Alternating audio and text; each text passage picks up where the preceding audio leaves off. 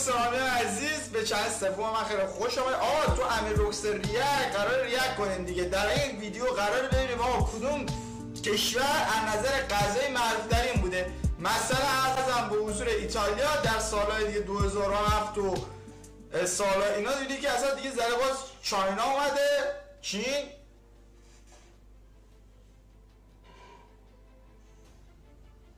باب نازم ایتالیا چی در رقابت تنگاتک. تایلند اومده وسط، خیلی داشته محروم میشده. مکزیک و تایلند، غذای مکزیک تایلندی، یعنی هیچ غذای ایرانی نمیشه.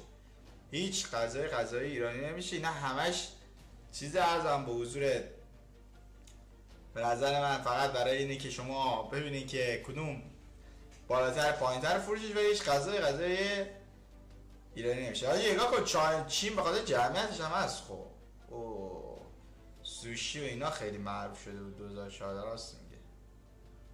هند هم غذایش داشت، کره جنوبی هم غذایش معروف شده بود. تونسا کره جنوبی هم این توسط CNN ساخته شده رفقا، تحقیق شده، بیشتر فروشی که داشتم جالب بود.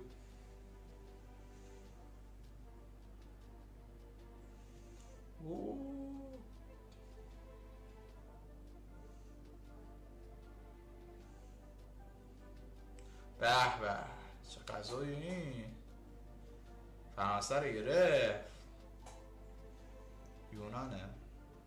آقا این هم از این ویدیوی از چنل جدید ما امیر روکستر ریاکت داشته باشه. این چنل رو چند بار استارتش رو زده بودیم دیگه، این دفعه استارتش سنگین زدی وله بکنه. هر شب ویدیو جدیدم توی چنل هم دارم. حتما سابسکرایب، لایک، نظر یادتون نره. اگه این سبک ویدیو دوست دارین، چه سبکی دوست دارین ریاکت کنم.